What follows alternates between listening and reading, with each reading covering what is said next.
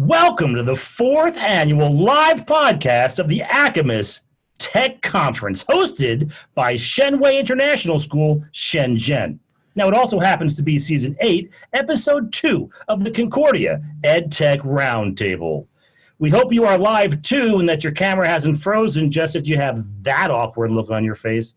Hey, now that many of us are returning to school after months of teaching online in our pajamas, I've got to ask, did your clothes shrink too? Yeah, I know mine did. Stupid clothes. Why can't we teach in elastic waistbands anyway? I may grow fond of the days when my students could only see me from the chin up. You'd think I'd be doing better with all the exercise I've been getting. I've been building nonstop since the illness that shall not be named hit. Building lesson plans, building an online presence, building patience, resilience, empathy, humility. Why, I'm positively proud of my humility. But in all that whirlwind of activity, we cannot overlook the most important thing: building connections. Hey, life is about relationships. Everything else is window dressing. Now that so much of what was is gone and what will be is unknown, we've got to focus on the main thing: building connections. Hey, Dennis, what's the theme of this conference anyway? I do believe it's building connections.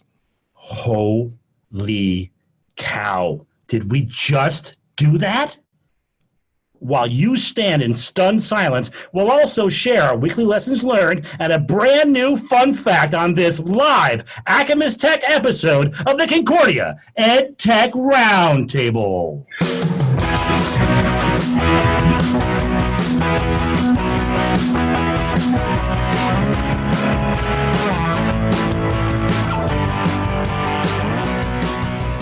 Welcome to the Concordia EdTech Roundtable. I am the ever-quotable Chris Carter. Say hello to my colleague, the It's Not Easy Being Green-Coded Dennis Grice. I have my green code. And say good morning, Vietnam, to our own Duke Caboon and media mogul, Daniel Mendez.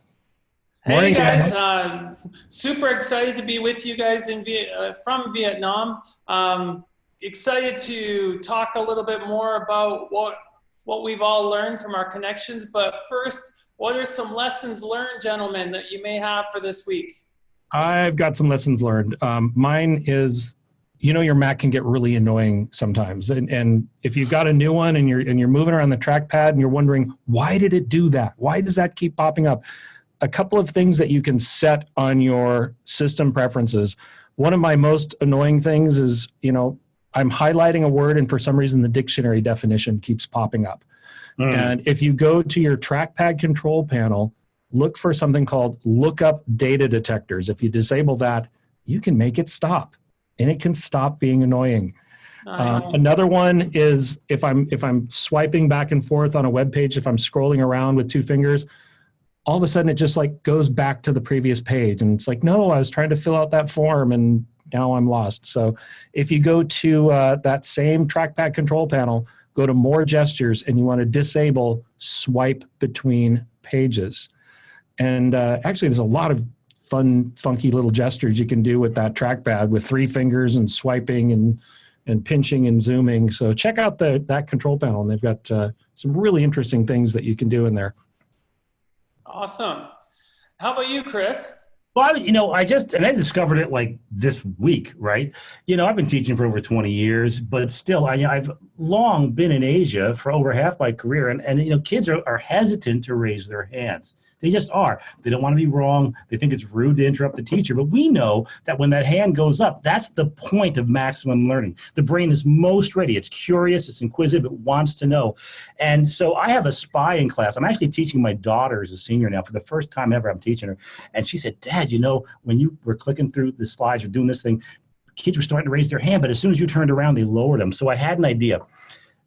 Yesterday, in fact, when the kids came to class, I was playing Anita Ward, Ring My Bell, right, that 1979 one-hit wonder. And I told the kids to download a Bell app. So I said, from now on, you will never not raise your hand, or at least get my attention. But if you ring the bell, that's good enough. And so I had them all download. We were practicing. And I'll tell you what, that class, it transformed the class because I think they raised their hands a dozen more times. And it was such a good class because I was able to pinpoint and target everything that somebody didn't understand. And we all left feeling really good and closer because they really got, it goes beyond saying it's okay to raise your hand to, no, you have to raise your hand. If you aren't raising your hand, you're hurting my feelings. And like that just changed everything. So that was a big lesson learned for me. That is awesome. Yeah, Daniel, you got a lesson. I do. Actually, it's nothing new, but it's something that keeps coming up in my life is that those notification badges that are on each of the icons on your phone, they're the red, annoying, you've got 28 messages, you've got 11 messages. I hate those.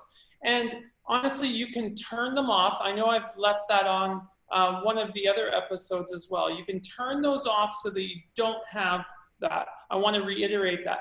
But the cool thing is with iOS 14, the new Apple iOS, you can actually use a widget to actually create shortcuts. So your home page, your home screen on your phone ends up being the link to a direct thing to do in, like, for example, Facebook, compose a message for, for Instagram or something like that. You can actually create a shortcut and avoid looking at those notifications. How many times have you gone to go do something in an app and then you get lost because you see the notifications and then you forget what you're there for? So using the new widgets ability within iOS, it has saved me some time. So I'm super happy about the new upgrade on iOS 14. I just appreciate that tip because I see those numbers and they just stress me out. So true. Yeah.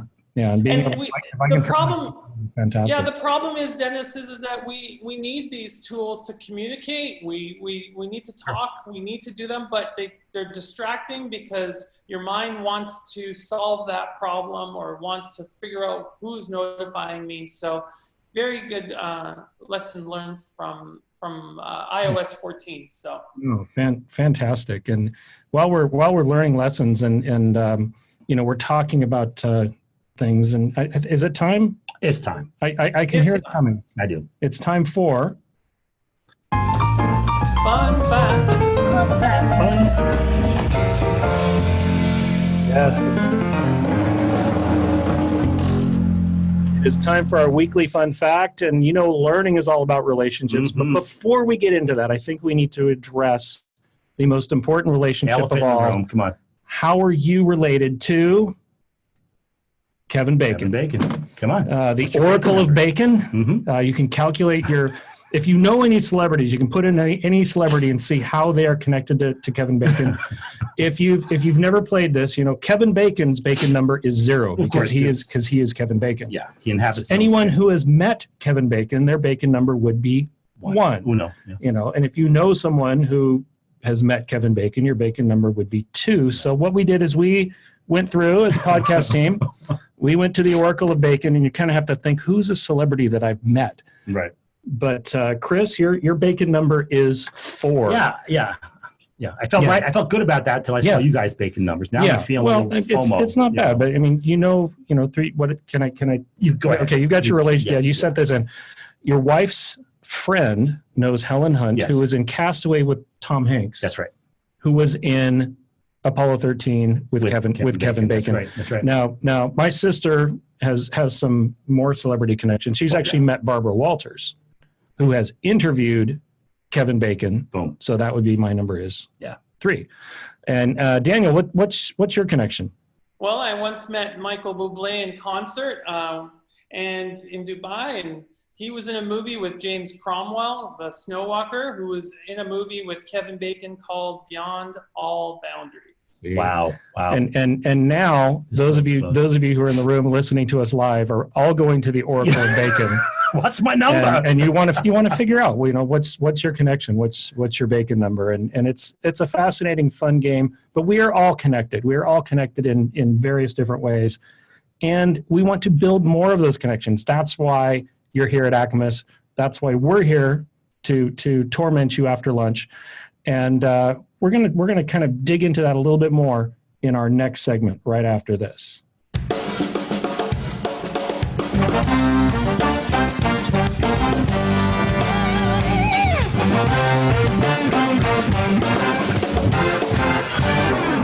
All right, we're back. And for those of you in the room, go ahead and add your lessons or your ways that you've built connections at your school, either teacher to teacher or teacher to student, how you've grown those connections and what have you done creatively. And Chris, Daniel, we're going to kind of move into this because one of the things I think with this whole experience over the last, 8 months? Something like that. 8 months and 9 months. Is, it's about building connections, but I think we're experiencing the future. You remember watching the Jetsons as a kid? Yep. And it's like, oh, I can't wait till the future is like this. Really? Right? The home office, all you have to do is sit there and communicate on a screen, or you can do online classes, or you visit a doctor online, or you can do video calls with people who you can't see in person. And this was all going to be flowery and beautiful and wonderful and make life so amazing. And I got to tell you guys, Zoom burnout is real. All right. Absolutely. How do you deal with that? Yeah, you know what? Honestly, I'm looking at that meme there from the Jetsons. I remember I was like, gosh, I can't wait for the future to come. Now we're here, and now we're really dealing with that Zoom burnout, like you're saying. And we need to realize that Zoom is only one communication tool. You know, we can't use it for everything. Something that we've always done in education is we got to use the laptop for everything. We got to introduce it into the classroom. We're going to use it for everything. And honestly, we're feeling some Zoom burnout because we feel like we have to have meetings over Zoom. We have to have lessons live over Zoom. And it's just knowing when to use Zoom and using it well. So let's talk more about that, guys. Yeah, Sure. yeah. Let's talk. I mean, I think the idea is, our essential question for today, we're speaking in educational terms, how can we build and nurture connections in a post-COVID world when maybe a lot of that face-to-face stuff you just can't do? You can't get together in large groups. Sure. Things are getting better here in China, still a mess in the US and other parts of the world. And I think what we want to focus on first is what are those things that we do or that we've done that's been successful in building connections teacher to teacher. One of the things we're doing is right here at ACAMIS today. We are learning from other teachers, even though, Chris and I are in Shanghai. Mm-hmm. We were in some sessions this morning, and actually one of the coolest things about those sessions is that time kind of between sessions when we get to talk. Yeah. And share. And I actually learned about a really cool site for learning Mandarin. Right. This morning. Yeah. Right. Yes. And that was just a side conversation we were having. But it's you're building connections with people, and you want to keep that positive, but avoid the idea of this thing that I've reading an article on called toxic positivity. Absolutely, it's a killer. Where you're trying to say, hey, we can do this. We're strong. Stay positive. And more stuff just keeps getting piled on you. And you're trying to keep that game face on, but that game face starts to crack after a while. Yeah. So, I mean, what are some things we can do, to build those teacher to teacher connections? Well, I think to start, it is important. You don't want to dump all your bad feelings, but we have them. We've all experienced them. I think being open about it and honest, in a constructive way. Right. Is really important. Otherwise, we all just wear facades where everyone thinks everyone else is just so darn happy and positive. And why am I feeling left out and behind and disconnected? Well, we've all been feeling that. I think it's okay to feel that. There's remedies for it. It's not okay to stay there, Well, and you see what people are posting on social media and you think, wow, their life is pretty great. Yeah. But that's only the snapshot that they're deeming that's shareable. Yeah, it's showing you. Yeah, right? You're not seeing all the boring stuff. It's like, oh, had mac and cheese for dinner again. Unless you like that thing. It's okay for you. Yeah. Yeah. No, it's true. I think in the end, attitude really matters. I mean, like it's everything, right? because of the same situation with two different attitudes, there's two different outcomes, right? So one thing I mentioned this before too, I do not believe, at least I can't do it. People claim to be multitaskers. I can't be both resentful and filled with gratitude at the same time. I'm either grateful or resentful. I can't be both, right? And so I think having a bit of a mantra where I say, now, wait a minute, look at the blessings I have. I think that always helps. It's not going to make me toxically positive, but it does address the rabbit hole of sadness that I can spiral into, right? Like there's a lot of good in this world, a lot of good. And I've been the beneficiary of some of that. And I hope I've been able to be part of that good for someone else. We got to remember that and remind ourselves of it often. Oh, precisely. And I think, just some practical ways that you can kind of have those connections. And I think using, if you can't meet face to face, if you're limited by that, there are some things you can do. And we did some of those things, over the summer. Sure. Yeah. Virtual coffees, virtual happy hours. And, it's those regular check-ins, even if there's like nothing to say, just like, how are you doing? Being in that same virtual space with someone at the same time. And it could be just something as simple as you're not even talking, but you're watching a movie together. Mm-hmm. Yeah, you know what, Chris from Prince of Wales Island International School in Malaysia, he talks a little bit about how it's just so important to be there with them. They talk about their issues and feelings. Being a tech person gives me an automatic insight to just about everyone in the organization. So I spend a lot of time just listening. And that's all we all care about at this point, right? We just need someone to listen. We know what we need to be doing. We just need to vent a little bit. And this is a good use of Zoom, actually, in that respect. Oh, precisely. And that's that type of thing that can continue to nurture and build those relationships with your colleagues. Sure. That face-to-face is ideal, but when you can't, just keeping that communication open. But I think too, we don't want to make sure that we keep that teacher to student connection going. And that's one of the things that's more difficult. And in a Zoom classroom or in a virtual classroom, or even now, if you're in your actual classroom, but there's all those restrictions on what you're allowed to do and what you're not allowed to do. There are ways to keep those connections going and strengthen them. Absolutely. Yeah. And I think we have a point in our show notes that says content is secondary, and that may strike people as odd, but what we mean is content can be delivered in any number of ways. Right. The time together is more importantly spent on relationships, right? And you did that at first. Yeah, and because we started way back early. As soon as the Chinese New Year was over, we were back online, and we quickly became obvious that everybody, the teacher and the students, we just wanted to be together and just talk and check in on everybody and see how everyone's doing. And so, we push out the lessons for the week every Sunday. And then we check in, and we had WeChat so kids could ask questions. But when it came to the Zoom, it was all about how are you doing?